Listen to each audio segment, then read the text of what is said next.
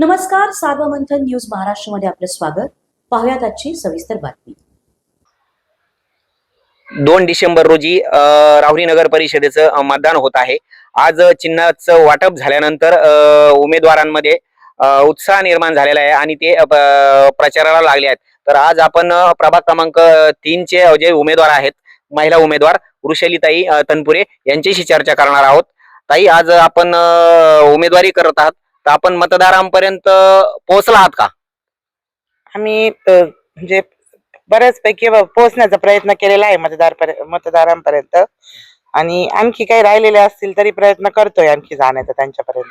बरोबर. तुम्हाला मतदारांच्या गाठी भेटी घेत असताना काही असं समस्या वगैरे जाणवतात का? ते तुम्हाला सांगतात का काही समस्या? हो, सांगतात. कारण पहिलं वॉर्ड नंबर 2 मधून माझे मिस्टर नंदकुमार तनपुरे हे नगरसेवक होते.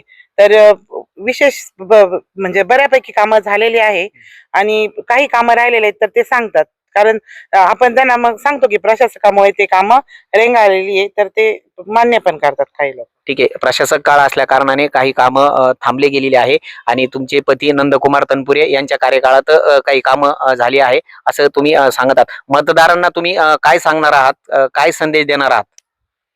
याआधी खूप प्रयत्न म्हणजे त्यांच्या सेवा करण्याची प्रयत्न केलेला आहे. पुढे पण करू, त्यांच्या समस्या जाणून घेऊ आणि रस्ता, पाणी यात तर चांगलं लक्ष घालू, लाईट वगैरे. हा, निश्चितच ताई. आपण आता त्यांचे उमेदवार जे आहे त्यांचे पती प्रतिनिधित्व म्हणून त्यांचे नंदकुमार तनपुरे यांच्याशी चर्चा करणार आहोत. ते यापूर्वी नगरसेवक म्हणून राहिलेले आहे. नंदू भाऊ, आपण मतदारांपर्यंत पोहोचत असताना काय नागरिकांच्या समस्या जाणवतात किंवा आपण आपल्या कार्यकाळामध्ये काय विकास केलेला आहे? आमच्या कार्यकाळामध्ये म्हणजे 2016 साली ज्यावेळेस नगर परिषदेची सार्वत्रिक निवडणूक झाली, त्या काळात पाण्याचा थोडासा प्रश्न होताच पूर्वीपासून. पण प्राजक्तदादा राज्यमंत्री झाल्यानंतर आम्ही पाण्याचा प्रश्न पूर्णतः सोडवण्याचा प्रयत्न केला आहे. पाण्याची टाकी असेल, रस्ते असतील, ड्रेनेजच्या लाईन असतील किंवा बाकीच्या ज्या सुखदुःखात जाण्यासाठी ज्या लागते किंवा त्या लोकांची जो संपर्क असतो तो ठेवण्याचा 100% प्रयत्न केलेला आहे. आणि आता जे राहिलेली उर्वरित काम आहेत ही गेल्या 4 वर्षापासून प्रशासक असल्या कारणानं थोडीशी रस्त्याची नादुरुस्ती आहे, तर ती पुढील काळात आम्ही योग्य रीतीने करू. निश्चितच तुम्ही प्रत्येकाच्या सुखदुःखात जात असतात असं तुम्ही म्हणतात आहे. तर समोरचा जे उमेदवार आहे, महिला उमेदवार आहे आणि त्यांचे जे पती आहे, तर समोरच्या उमेदवाराकडून आरोप केला जातोय का गेली अनेक वर्ष आपल्याकडे सत्ता होती, आपण कुठलाही विकास केलेला नाही, असं त्यांचा आरोप आहे. नाही, असं नाही म्हणता येणार की ते आता काय नगर परिषदेची निवडणूक आली की प्रत्येकाला ज्याची त्याची बाजू मांडण्याचा अधिकार आहे आणि त्यांनी त्यांची बाजू मांडली आहे. पण सगळ्या आमच्या प्रभागातील जनतेला किंवा मतदारांना हे श्रुत आहे की कामं डोळ्याने दिसत आहेत. त्यांना जर डोळ्याने दिसत नसेल तर त्यांनी एकदा रोडवर उतरलं पाहिजे, बघितलं पाहिजे की रस्त्याची कामं झालीत की नाही. आणि 4 वर्ष झाले प्रशासक आहे. प्रशासक हे जे सत्ताधारी आहेत त्या सत्ताधाऱ्यांचं ऐकतं, त्यांचे मनमानी चालते. पूर्वी प्राजक्तदादा आमदार असताना दलित निधी हा 1 कोटी रुपये आलेला होता आमच्या प्रभागाकरता, आणि दलित निधीमध्ये रस्त्याचे एक काम घेण्यासाठी आम्ही थोडस प्रयत्न केले होते. तर ते काम होऊ नये म्हणून विरोधकांनी त्यात डाव टाकला आणि ते काम रस्त्याचं झालं नाही. मी मागच्या पण एका भाषणात किंवा बोललो होतो की 4 वर्ष सत्तेत तुम्ही आहात, तुम्ही तरी काहीतरी एखादं काम केलं पाहिजे होतं, एखादं विधायक काम करायला पाहिजे होतं, एखादी तरी काहीतरी वास्तू तरी उभी करा किंवा एखादी वीट तरी कुठेतरी लावा, काहीतरी काम केलं पाहिजे होतं. मग आता सत्ता म्हणजे आहे तर समजा, पण या 4 वर्षात तुम्हाला कोणतीही गोष्ट जमली नाही. फक्त आणि फक्त जी कामं झालीत ती कशी हाणून पाडायची किंवा जी आपल्याकडं म्हणजे आपण म्हणतो ना की काही गोष्टी आपल्याला जमत नाहीत, फक्त तिचा आरडाओरडा करायचा आणि लोकांची दिशाभूल करायची, हाच त्यांचा प्रयत्न आहे. बाकी दुसरं काही मला याच्यातून दिसत नाही. म्हणजे तुम्ही तुमच्या कार्यकाळामध्ये विकास कामं केलेली आहे तुमच्या प्रभागामध्ये, मात्र समोरच्याकडून चुकीचे आरोप केले जाते असं तुमचं म्हणणं आहे. बरोबर, मी तेच म्हणतोय ना तुम्हाला की कामं केली नाही असं म्हणतच नाही. तुम्ही बघा नागरिकांना विचारा, समस्या विचारा, अडीअडचणी विचारा. घंटागाडी असेल, ड्रेनेजचे पाईप टाकलेले असतील, त्यानंतर लाईट असतील, रस्ते असतील, त्याचबरोबर बाकीचे जे पिण्याच्या पाण्याचे प्रश्न असतील, हे सगळे जवळपास म्हणजे संपलेलेच आहेत.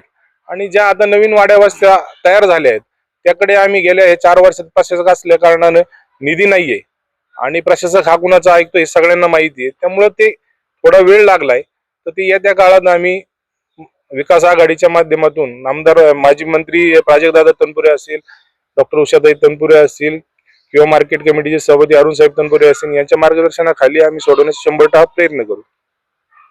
येणाऱ्या काळामध्ये तुम्हाला असं काही विकास काम असं महत्वाचं राहिले आहे का तुमच्या प्रभागामध्ये? आहे ना. मला एक पूर्वी ज्यावेळेस प्राजक्तदादा राज्यमंत्री असताना आम्ही प्रभाग क्रमांक 4 मध्ये एक अंगणवाडी तयार केली होती नवीन, म्हणजे तिची मंजुरी आणली होती. त्याचप्रमाणे आता या प्रभाग क्रमांक 3 आहे. तर ह्या प्रभाग क्रमांक 3 मध्ये गुलदगड इस्टेट मध्ये एक ओपन स्पेस आहे. तर तिथं पहिलं प्राधान्याने तो ओपन स्पेस डेव्हलपमेंट करणे आणि त्यात एक छोटी अंगणवाडी नवीन तयार करायची योजना आहे. तिथल्या लहान मुलांसाठी समजा एक छोटी अंगणवाडी असावी असं तिथल्या नागरिकांची मागणी पण आहे आणि पूर्वीपासून आम्ही तिथं प्रयत्नात आहोत. राज्यात भाजपचं सरकार आहे, केंद्रातही भाजपचं सरकार आहे, समोरचा उमेदवारही भाजपचा आहे. आपल्याला याच्यात काय आव्हानात्मक वाटतं? आव्हानात्मक काही नाहीये. तुम्ही ऐनवेळी जर रस्त्यावर उतरत असाल किंवा नागरिकांशी संवाद साधत असाल तर लोक जी आम जनता आहे ती काय असं एवढं पण कुणाच्याही तुम्ही जरी एखाद्या विशिष्ट पक्षाकडून उभ्या असाल तर लोक काम बघतात आणि माणूस पण बघतात. आणि हे जे नगर परिषदेचं विलक्षण आहे हे जवळपास राज्य किंवा देश पातळीवरचं काम नाही. ग्राउंड लेवलला जो तुमच्या सुखादुःखात किंवा अडीअडचणीत किंवा जे विधायक कामं असतील किंवा लोकांच्या अडीअडचणी समस्या असतील जो सोडवतो त्याच्याच मागे लोक उभं राहतात, असं तरी माझं एकंदरीत मत आहे. निश्चितच आपण जे नगरसेवक जो असतो तो प्रत्येकाच्या सुखादुखामध्ये सहभागी होतो, तोच निवडून येतो असं तुमचं म्हणणं आहे. येणाऱ्या काळामध्ये तुम्ही जे मतदार आहे, मतदान ते 2 तारखेला मतदान आहे, तर तुम्ही मतदारांना काय आवाहन करणार आहात? मतदारांना आवाहन करायचं एवढंच आहे की येत्या 2 तारखेला प्रभाग क्रमांक 3 मध्ये आमच्या सौभाग्यवती वृषाली तनपुरे, त्याचबरोबर ओबीसी मधून बबनराव गुलदगड आणि अध्यक्षपदासाठी जे भाऊसाहेब मोरे आहेत, जे विकास आघाडीचे 3ही उमेदवार आहेत, यांना आपण भरभरून मतं द्यावीत आणि पुन्हा एकदा काम करण्याची आम्हाला सर्वांना संधी द्यावी. निश्चितच आपण आज वृषालीताई आणि नंदूभाऊ यांची आपण यांच्याशी बातचीत केलेली आहे. सार्वमंथन न्यूज महाराष्ट्र, राहुरी, अहिल्यानगर. सार्वमंथन न्यूज महाराष्ट्राला लाईक करा, शेअर करा, सबस्क्राईब करा.